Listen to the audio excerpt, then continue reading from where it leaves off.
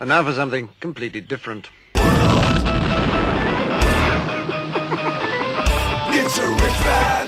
Forget everything you've been told by others before. Get ready for the real deal, the full story. Real talk about money, markets, life. Now, it's The Real Investment Show with Lance Roberts, presented by RIA Advisors. Well, I'll tell you what, if you started taking a look at some of the media headlines right out of the gate this morning, you'd think that it was nearly the apocalypse. On CNN right now, we've got extreme weather in every region, rain, flood, heat, and then we've got on CNBC this morning, markets in turmoil. So again, it's kind of almost like, we've gotten into a theater of Mad Max here. Where, women aren't having babies, extreme climate crisis, oil prices running to the moon, and it's all run by the one named Biden. So we'll we'll deal with it as it comes anyway.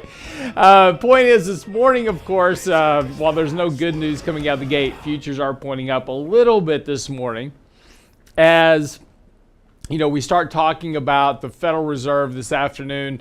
Will they, won't they? This is the big issue today. Is it going to be 50 basis points or 75 basis points or more? Again, the big concern over the last couple of days and why the market's been under so much pressure, and we've had this kind of waterfall sell-off in the markets over the last 3 days, is because of that higher inflation number that came in last Friday.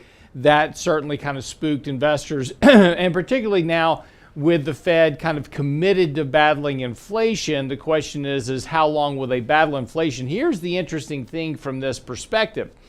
While there's a lot of people saying the Fed has to fight inflation, inflation will take care of itself eventually. Now, you're going to, inflation, when it runs above 5% historically, you're going to get a recession. Recessions tend to fix inflation because it's a supply-demand imbalance. The bigger problem for the Fed is really not inflation. Again, you deal with the inflation as it comes, it eventually takes care of itself. The big risk is financial instability, and there's plenty of that potential within the markets. Mortgages recently went no bid. In other words, mortgage traders were simply putting out offers that nobody would take. And this is because of that spike in interest rates. Mortgage rates are now over 6%, actually pushing about 6.5% on the 30-year mortgage right now. Huge jump coming up from 5% just a month or so ago. That's going to impact the housing market. We're starting to see credit spreads widen out here a bit. Volatility is on the rise. Market asset prices under decline.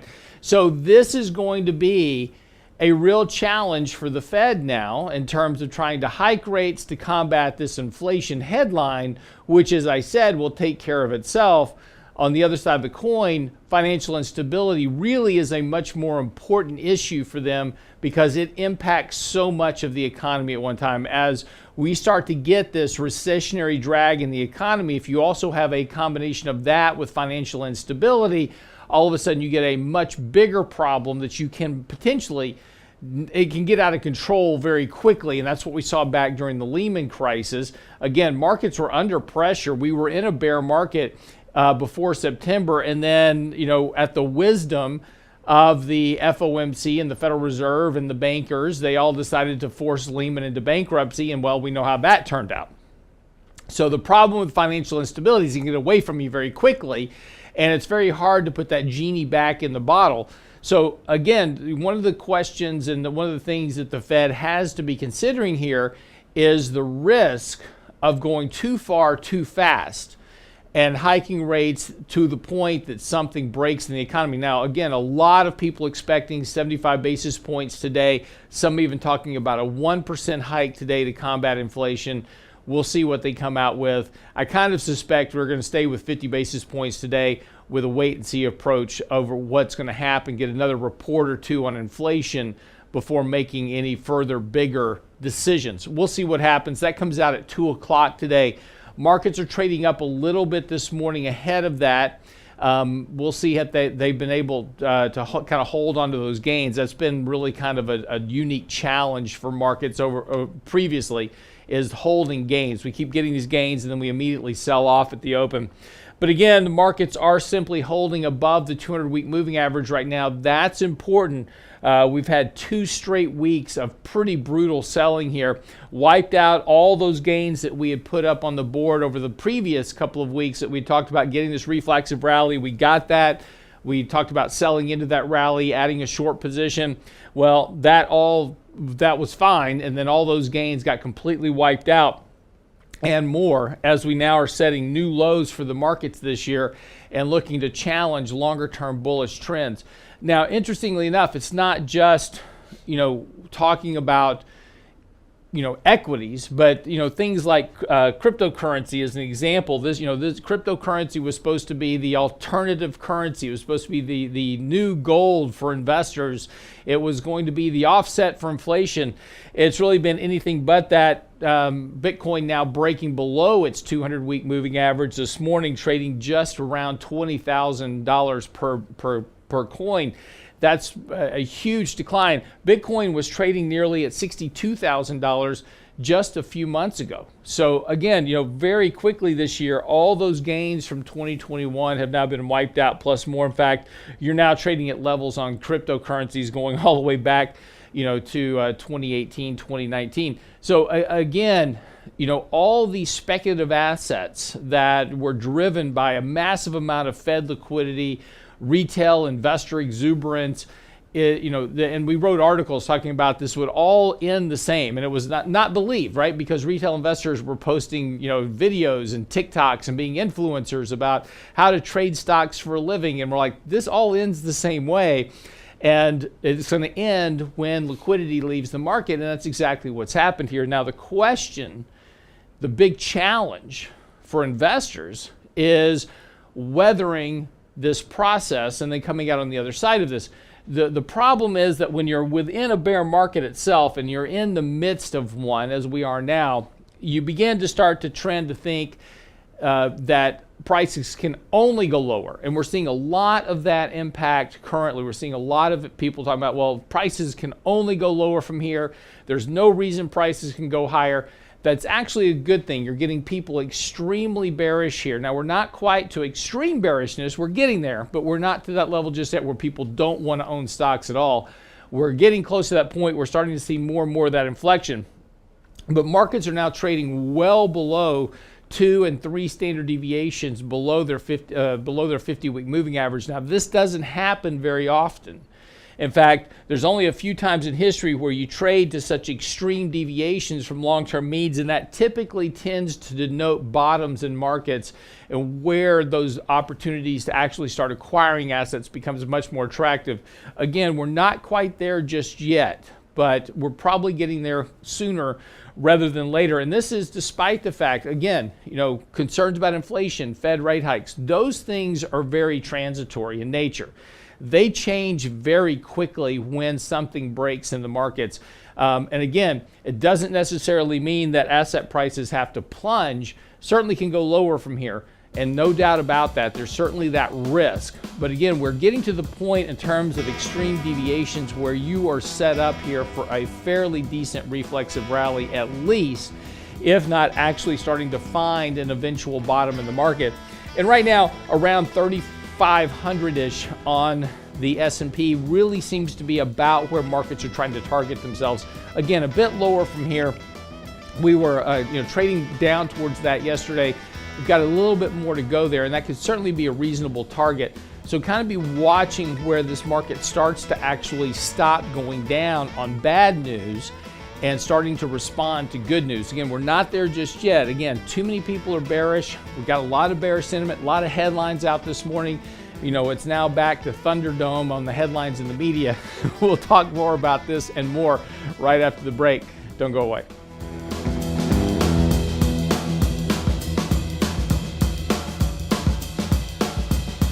Get daily investment news you can use, delivered at the speed of the internet at realinvestmentadvice.com. Hurricane season is here, and along the Texas Gulf Coast, we know how to prepare. What we don't always know is which way the storm will go, and if a hurricane does come your way, whether your house will flood. Fortunately, you can get flood insurance. Unfortunately, flood insurance rates have skyrocketed. Don't be at risk. Let the specialists at RIA Insurance assess your needs and shop your coverage for the best rates possible. Another service from realinvestmentadvice.com. Click on the insurance tab, realinvestmentadvice.com. Do you know what you don't know when hiring and retaining quality employees? Compensation is more than just wages. It's personal time off, the vacation days, healthcare benefits, a 401k. Do you know what's important to them? Hi, I'm Tom Allen, RIA Advisors Retirement Plan Consultant.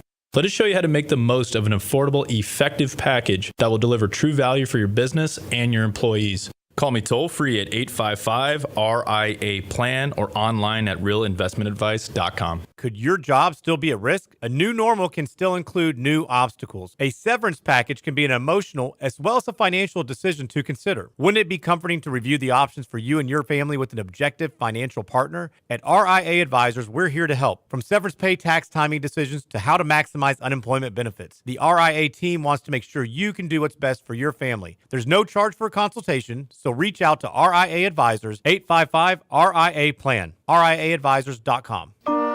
And now, another page from the Real Investment Advisors Investing Manifesto. Bulls win in bull markets. Bears win in bear markets. Eagles soar above and take advantage of opportunity. Let us help you soar as you reach your financial goals with RIA Advisors. Neither bull nor bear. RIA Advisors, 281-501-1791 or online at realinvestmentadvice.com. The Real Investment Show.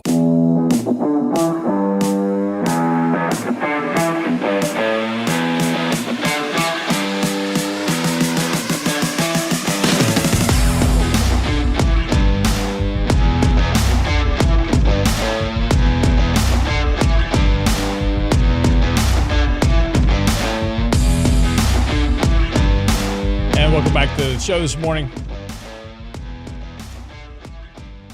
It's interesting as we, kind of talk about things. Inflation, of course, the big concern for everyone right now. It's just a function that, it impacts everybody where it hurts the most. It's interesting when, we have political events that are going on in the economy. Most people aren't attuned to that, right? I mean, if you pay attention to politics, you're into it, and you understand who the players are and what the consequences are, et cetera, of policy actions, et cetera. If you're in the financial markets, you understand what the Fed's doing. But these things don't really affect a broad swath of Americans because, most people are just doing what they do, right? They get up, they go to work, they raise their family, they come home, and they're trying to pay bills. And the one thing that impacts everyone and gets everyone's attention is inflation.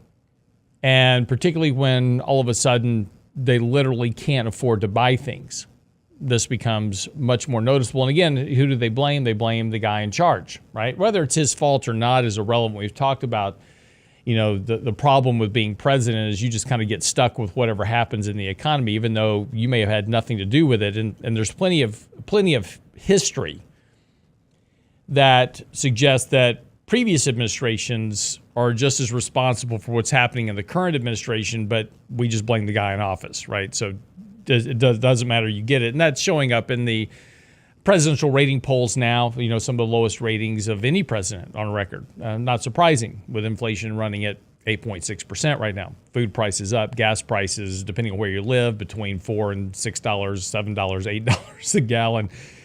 It's interesting. My son calls from Germany. He's like, gas is so expensive here. And I'm like, yeah, and you're buying it by the liter. So it's really twice as expensive as it is here where we pay by the gallon, right? So, he's paying between $10 and $12 a liter right now. And, we're complaining about $6 a gallon. So, these are, it depends on where you live. But the point is that this all affects everyone, and everyone, sees inflation, and everybody wants to do something about it right now. We got to fix this problem. And there's certainly things that we can do. But, solutions in terms of producing more oil to try to lower oil prices, as an example, takes time. Rig counts are coming up. I'm actually doing an article on this right now about oil prices. But oil prices, as with anything, tend to cure high prices. And, this is the one thing that the lessons that we fail to learn throughout history is that we're always trying to mess with stuff, right? For the last, 15 years, 20 years, the Federal Reserve has been trying to figure out how to extend business cycles, right? We don't like recessions, hate recessions. Recessions are bad. So we don't want to have recessions. So let's figure out ways to do things to try to extend the business cycle. And that's great. That's fine and dandy, except it leads to, bigger booms, but also bigger busts. Because everything reverts to the mean eventually. You can extend something, you can stretch it, you can warp it, you can do whatever you want, but eventually everything returns back to what the underlying fundamentals are. And you can't get past that basic inevitable cycle. And reversions to the mean are a very important part of that cycle. And this goes to inflation. Inflation right now is well above long-term means for a variety of reasons, right? Things that we decided to do. We decided to send $5 trillion of cash into the economy and shut down the economy at the same time. So you have no production. So you have this massive deviation of inflation from long-term means. It will revert to the mean. It's just a function of time. The problem is the more that we try to do things to increase the rate of that reversion, the worse the outcome is going to be, because again, we're messing with that normal economic cycle. The lesson we failed to learn over the last 40, 50 years now is that trying to control economic cycles has bad outcomes, but yet we keep trying to do it. It's almost a definition of insanity, which is, you keep doing the same thing over and over again, expecting a different result. And that's what we keep doing. We keep trying to figure out, hey, if we suppress interest rates, or if we put money in the economy, or if we issue more debt, or if we provide this financial support, or we provide that financial support, which is all done through debt issuance, by the way, then that should solve this problem. But yet all we do is wind up creating a bigger problem. And at some point, we've just got to realize that we've got to let the economic process deal with itself. Now, look, it's going to be painful. You can't create the problem and not expect to get out of it without some pain. But once we would allow the economic cycle to cleanse itself, yes, it would be very painful. It would be terrible for individuals. People would lose their homes. People would lose their jobs.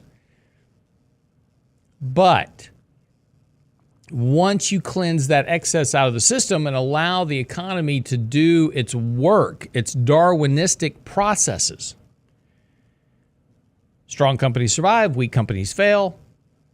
Companies that are living on debt because interest rates are low, they go out of business.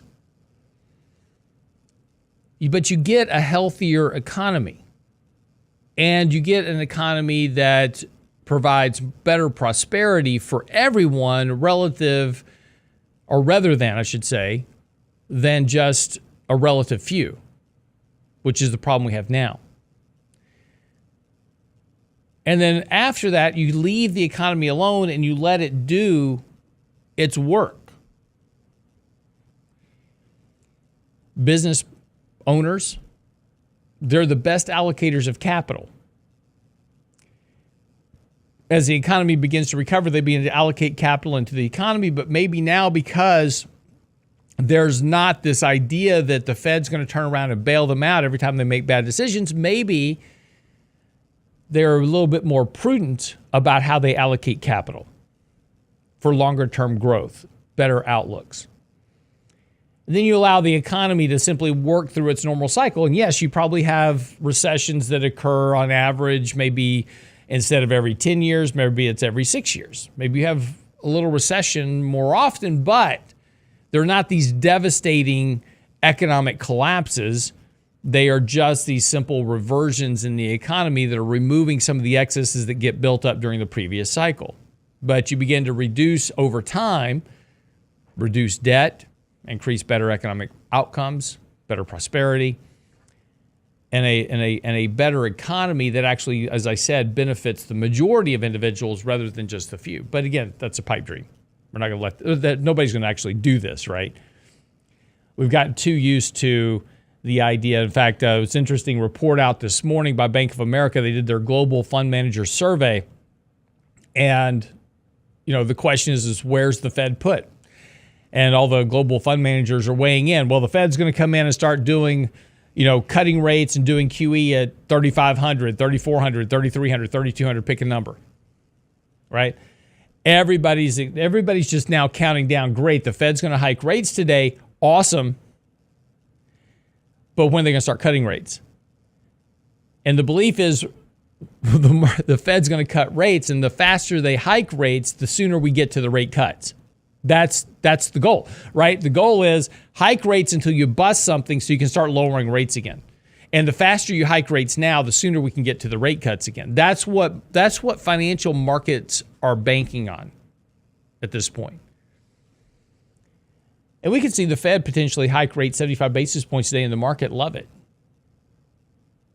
Because, again, closer to the next rate cut, closer to the Fed being done hiking rates and tightening policy. That's kind of the insanity we've gotten ourselves into in terms of financial markets, but it is what it is. So we have to play that game, right? As investors, it's all pipe dreams that we actually allow the economy to work. We have to deal with what the economy is doing, and we have to deal with what the Fed is doing. We have to deal with what politics are doing, and that all has inputs into the financial market. So we have to invest accordingly. And what we have to deal with right now is the fact that the Fed's going to hike rates today. And what's going to be most important about that is not just them hiking rates, but what they say about inflation and their next policy actions. Taking a look at what they call their dot plots, which are, where they're expecting rates to be over the course of the next 6, 9, 12 months. Now, I'll mind you that they're wrong always.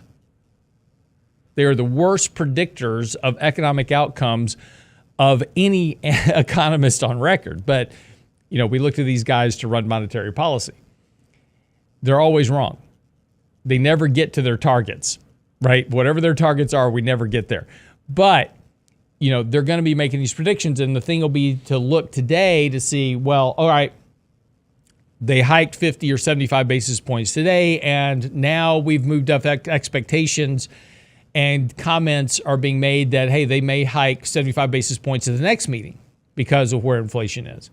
Or they may say, we're going to hike 50 and wait to see what happens with inflation over the next month or two to see if that was an abnormal, kind of spike in inflation last month, or if this is something that's going to start to tailor off. Again, we're starting to already see there's a lag effect of housing prices getting priced into inflation that will likely start to show up a bit next month. We'll see. All right, we'll come back from the break. How people are dealing with inflation is kind of interesting, and be interesting to see if enough people choose this path, where we kind of wind up next. Be right back after the break.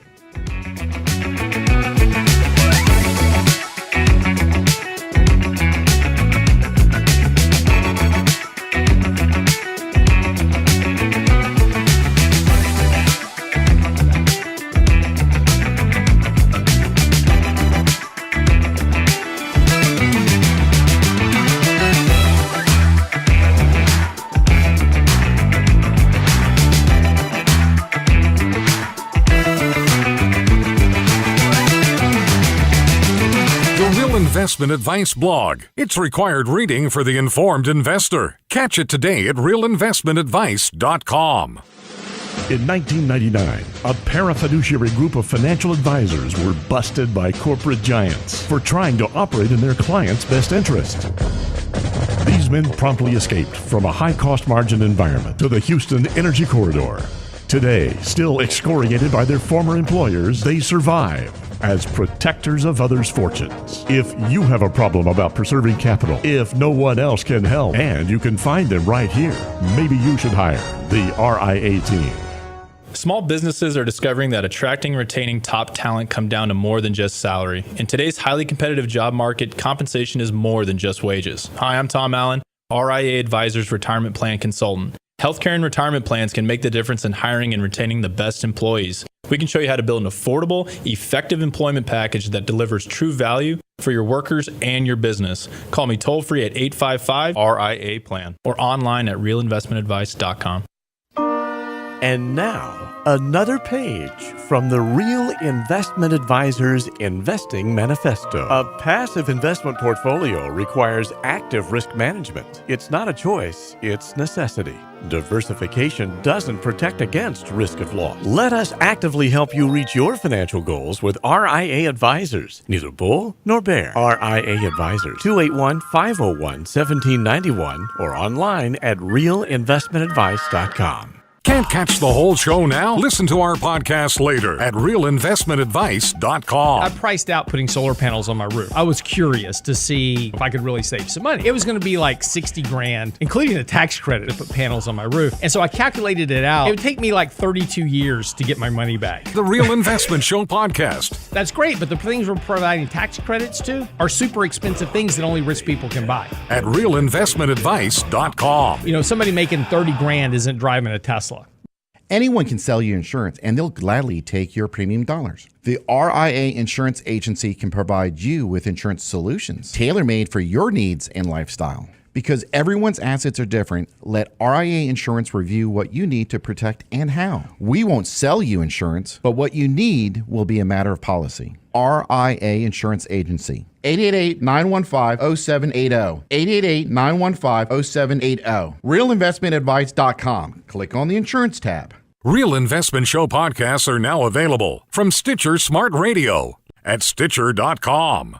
Hi, Lance Roberts here. If you're like most people, your 401k plan represents the bulk of your retirement assets. And unfortunately for many, managing your 401k plan can be difficult. There's so many choices, so many things to consider. With just a quick email, a couple of questions, you can put RIA Advisors to work for you managing your 401k plan. It's a quick and easy application. Just simply click Ask a Question at realinvestmentadvice.com or give us a call at 855-RIA-PLAN. That's realinvestmentadvice.com. Enhance your financial success with RIA Advisors' free financial planning tool, MyBlocks. It's our online modular manager for your money and your life. MyBlocks can help to determine how much you'll need and how you can achieve. Create your own personal financial vision for the next decade with MyBlocks, our free tool at RIAadvisors.com. You're listening to The Real Investment Show.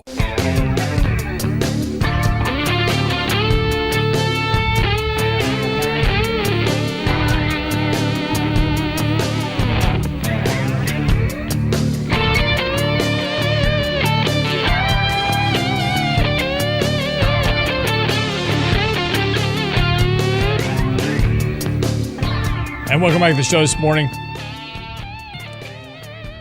So a couple of things that, are interesting that, individuals tend to do things to cope with inflation in different manners. And, it's one thing to start doing, cutting back on expenses and, these types of issues. But one thing that we're starting to see people do is move to Mexico and to try to get away from inflation in the U.S. Now, this brings up some interesting, thoughts here because, again, we've been talking about the, invasion on the southern border now for quite some time. We've just had trainloads of people literally coming up from, South America, et cetera, into the U.S. across the border. And we've been dealing with the border crisis now for the last, few years in particular. And, this is something that's been going on for a while. Of course, we complain about the illegal immigration into the U.S. Wouldn't it be interesting? And there's kind of a movie that's out it's called 2012. And this was supposedly the world was supposed to end because of climate crisis in 2012. We've survived that by a decade now. Fortunately, we haven't had the climate crisis yet. So the movie's a bit dated. But in the movie, we have this climate crisis, and so everybody has to flee to Mexico. Right. So, just, kind of reverse border immigration, but people choosing to move to Mexico now to try to get away from, higher rates of inflation. And again, these are the choices that are made. And look, once people move from the U.S. to Mexico, they're not coming back. Right. Once you make that move, just because inflation goes away in the next, 6 or 9 months, they're not going to move back. They're buying houses there. They're moving there. They're getting, transplanted there for one reason or the other. But we're starting to see this migration happening, and this happens, right? There's consequences to politics as and political kind of diatribes that we've gone down. And we've gone down these roads of social justice and this thing, that thing, the other thing, and they all have their roots ultimately. And no matter what it is, whether it's Black Lives Matters, whether it's social justice, whether it's people moving out of the country due to inflation or political climates, et cetera, the roots of all of this comes back down to one thing, which is economic inequality. People are upset. Look, if people are happy, right? If people are happy and they've got a good job and they're able to support their family and the cost of living is reasonable and, life is fairly, complacent, they're not out in the streets rioting, right?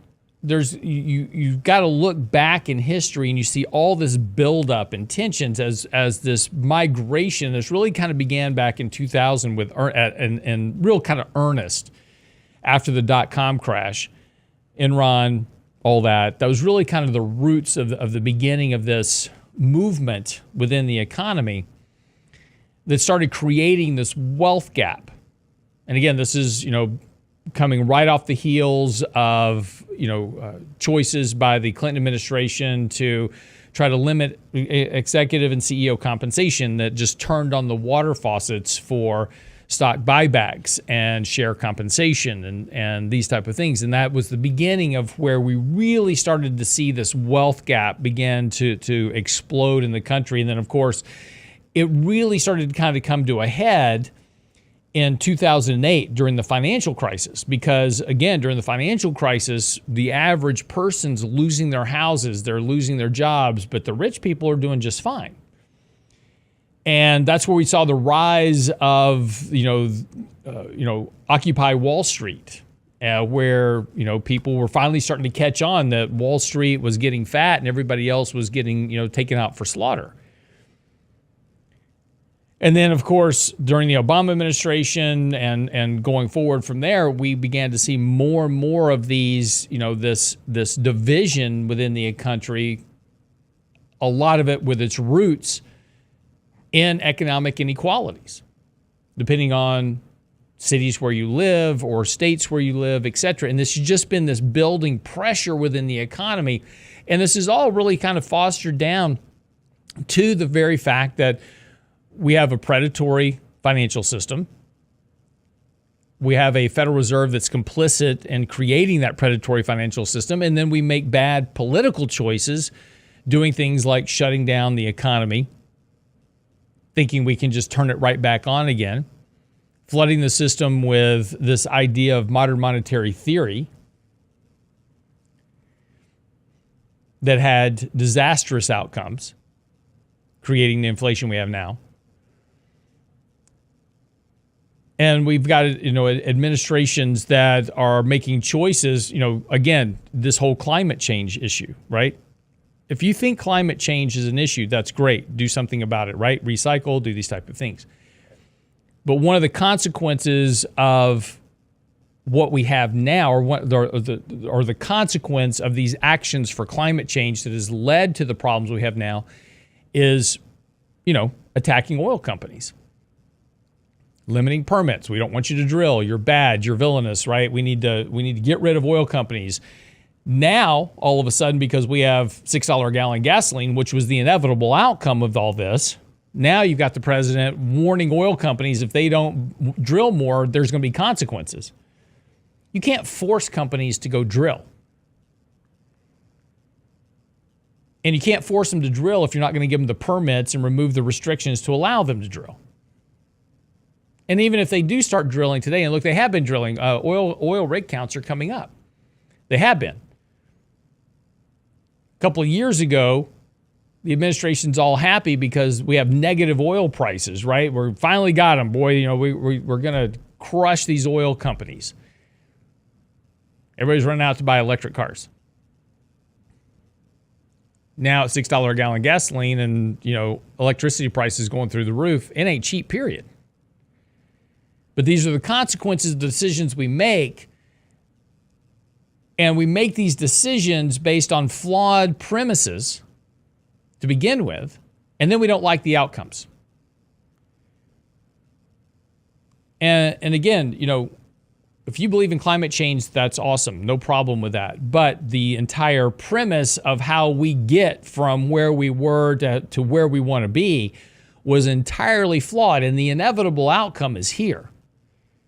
And everybody that was talking about this, saying, hey, if you do these things, this is going to be the consequence. We're here now. And guess what? Nobody likes it. And now everybody's trying to figure out how to undo it. And you can't, because you've let the genie out of the bottle. So people are now having to make these decisions about, what do I do to combat inflationary pressures, right? Inflation will take care of itself, as we've said before.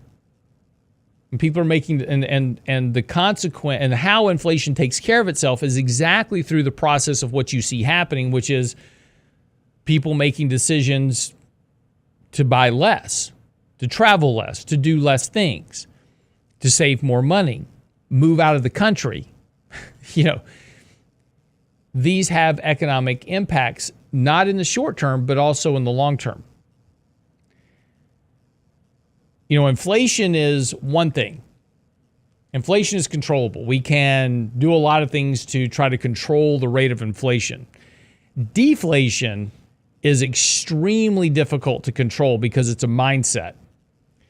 Once you start getting the reverse of inflation, which will come, you will get into a disinflationary leading to deflationary environment, and this will be coincident with the recession. The problem with deflation is that the Fed has little capability to actually change a mental mindset. And the mental mindset that happens with deflation is that consumers start going, yeah, I see prices are getting cheaper, but I'm going to wait because I think they're going to get even cheaper from here. And then they get cheaper, and then they go, well, I think it'll get cheaper. And so they stop that cessation of spending starts to get ingrained as individuals start to look for lower and lower prices during the deflationary spend. And that's why it's very difficult to change that mentality. And that's why deflation is really a much bigger threat for the Fed than inflation. But part of that deflationary process is also financial instability. And those two really go hand in hand. And, the biggest risk for the Federal Reserve is, again, a potential pickup in financial instability that begins to disrupt areas of the financial markets that directly affect consumption. This is your credit cards, your housing, jobs, those type of things. So where is it that the Fed is going to be watching for things? If you start to see jobless claims pop above 300,000, Fed's got a problem. If you start to see employment drop to 150,000 jobs a month, Fed's got a problem. Because once those things start to occur, you're in the trap. Because when those things start to occur, you start to see jobless claims pop up, you start to see employment roll over, those trends don't stop on a dime. Be right back after the break. Wrap up the show.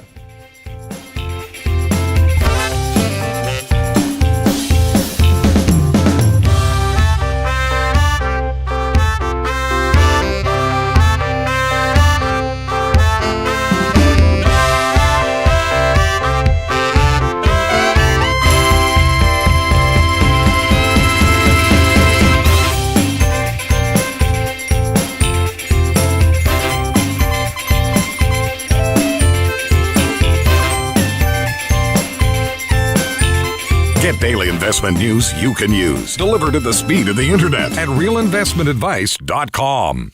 Hurricane season is here, and along the Texas Gulf Coast, we know how to prepare. What we don't always know is which way the storm will go, and if a hurricane does come your way, whether your house will flood. Fortunately, you can get flood insurance. Unfortunately, flood insurance rates have skyrocketed.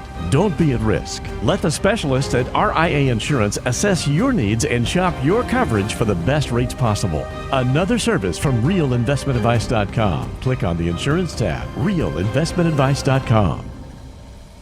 What worries you about your money? Enhance your financial success with RIA Advisors' free financial planning tool, MyBlocks. It's our online modular manager for your money and your life. Does your vision of retirement match up to reality? MyBlocks can help to determine how much you'll need and how you can achieve. Create your own personal financial vision for the next decade with MyBlocks, our free tool at RIAadvisors.com. Click on the Client Portal tab, RIAadvisors.com. Do you know what you don't know when hiring and retaining quality employees? Compensation is more than just wages. It's personal time off, the vacation days, healthcare benefits, a 401k. Do you know what's important to them?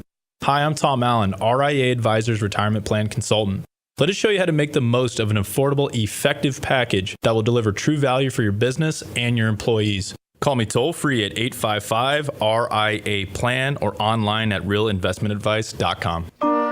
And now, another page from the Real Investment Advisors Investing Manifesto. Manage risk and volatility rather than trying to manage gains. You don't have to be right all the time. Long-term investing success is a 70% gain. Let us help you reach your financial goals with RIA Advisors. Neither bull nor bear. RIA Advisors, 281-501-1791 or online at realinvestmentadvice.com. The Real Investment Show.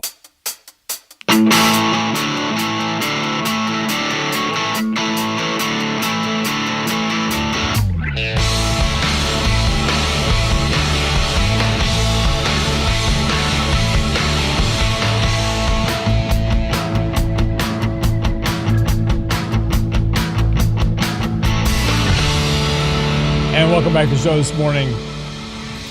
So futures are pointing up nicely this morning. Dow's up about 200 points. Nasdaq's up about 110. And the S&P's trading up nicely this morning as well. So again, kind of after just a literal beating over the last 3-4 days, markets are trying to bounce here a little bit. Kind of pre-Fed meeting, we closed about half our short position yesterday. Just kind of expecting a bounce here. Again, we're severely underweight equity. We're actually underweight kind of everything. We're underweight bonds, underweight equity, in portfolios right now. A lot of cash, and just kind of waiting to allow some of these things to try to work themselves out a bit, and start trying to make those decisions to reallocate capital. And again, when we get to the point that we're going to start talking about buying equity, you're not going to want to. We're not going to want to. Nobody's going to want to buy equity when you should be. But just a couple of interesting stats, by the way. If you bought the S&P historically, there have been 140 technical bear markets throughout history. And that's when a market is down 20% or more.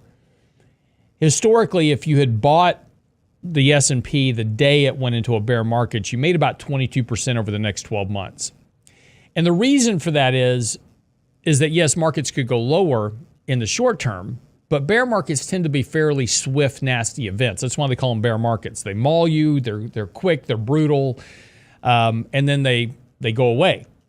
And then you're back into your bull market, which tends to be a longer kind of drawn-out affair. Doesn't go down as quick. It doesn't go up as quick as the markets went down. It takes you on average about 4 or 5 years to get back to even after a bear market. But you tend to start making money. And this is, and again, trying to buy things that are cheaper in nature, those type of things. And the question though is, and the mistake that investors make is always trying to time the exact bottom. I got a long email this morning from, a listener talking about Elliott Wave and giving me the whole Elliott Wave analysis for why this market's got to go lower. And look, Elliott Wave has been around. Elliott Wave analysis, so there's a lot of fans and practitioners of Elliott Wave. Nothing wrong with it. So it's another form of technical analysis, and there's a bajillion of them out there. There's not one that I use in particular. My problem personally with Elliott Wave is there's a bad habit with the analysis to go back and relabel things.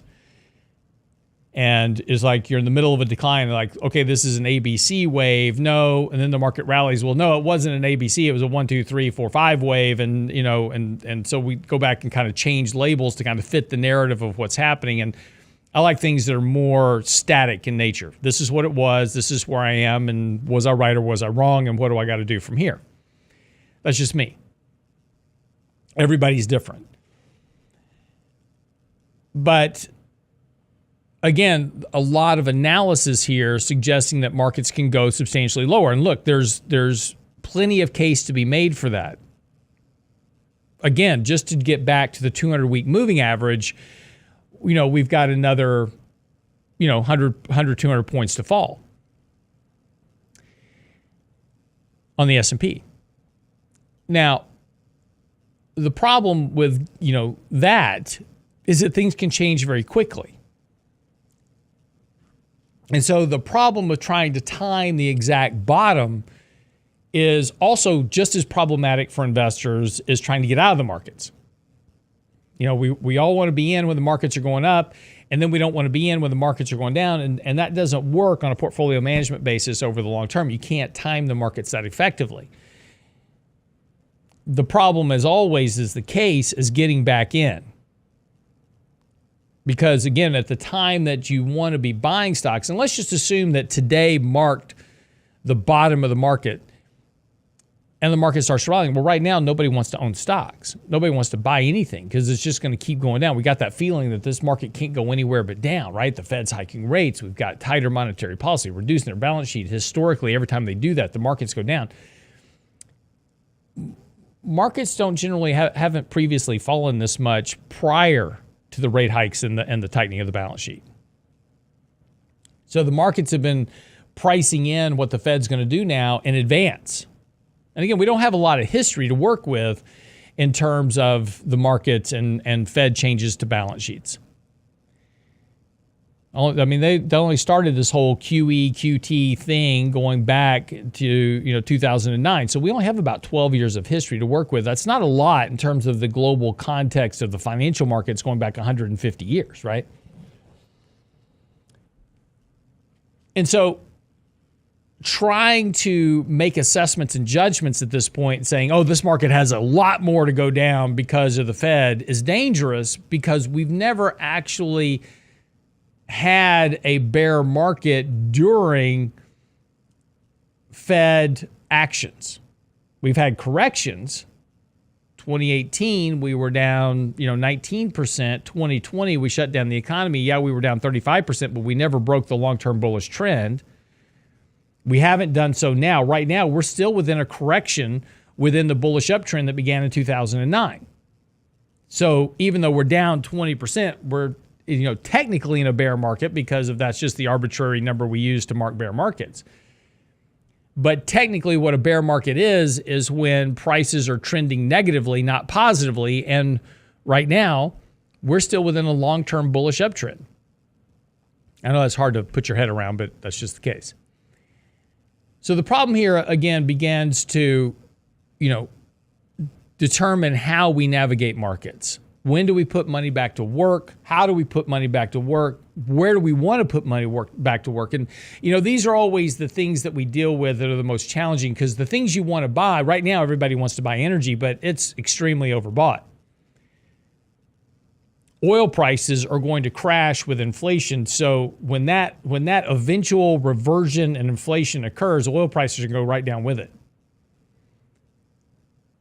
So do you really want to be long energy when that starts to occur? Or do you want to be long stuff that everybody hates when that begins to occur?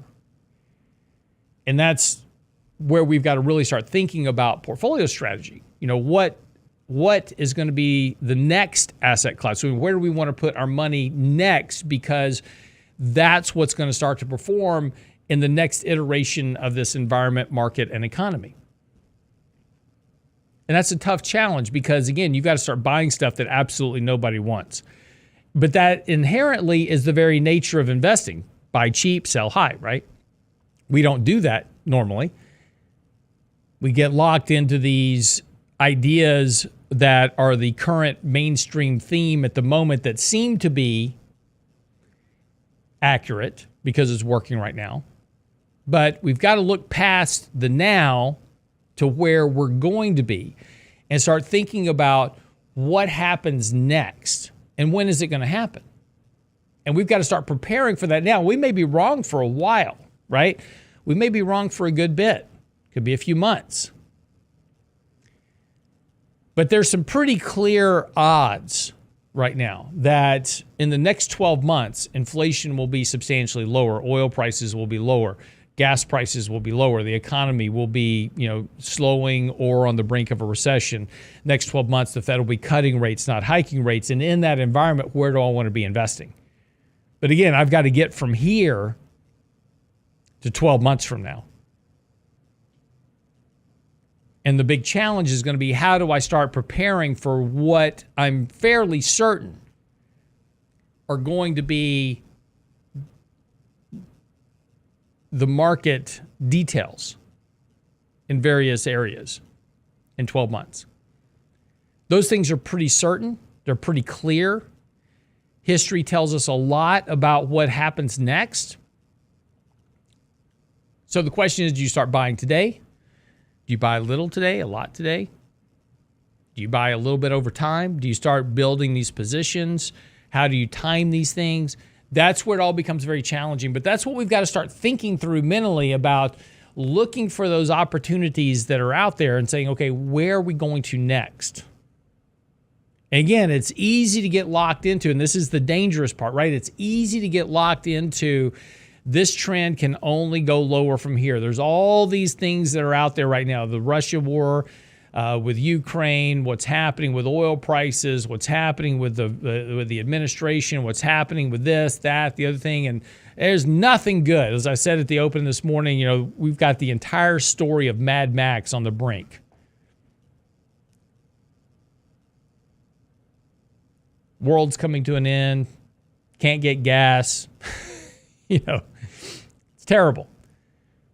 Plagues, locusts, heat waves, you got it. Nothing good in that environment. Eventually it changes. Question is when, what causes it, and how fast does it change? And the problem for most investors is going to be recognizing that change and beginning to make those adjustments accordingly. And that's what's going to eventually separate winners from losers. What happened with a lot of people after the financial crisis is they never got back in the markets because they were always convinced the market was never coming back. That's the thing that we have to battle as investors, is our own emotional biases, and set a lot of these rhetorics and narratives aside and start thinking about, this is where we are and what changes and when does it change, and then start making those assumptions accordingly and invest accordingly. All right, that wraps up the show for the day. S&P's up 35 points right now. We'll see if we can maintain that at the open. Fed meets this afternoon at 2 o'clock. We'll have their announcement, their after press conference. We'll see what Powell has to say, and we'll talk about that more in detail tomorrow with Michael Leibowitz right here on The Real Investment Show. I'm Real Lance Roberts. Have a great day. See you back here tomorrow. All the things I could do if I had a little money. It's a rich man's world. It's a rich man's world.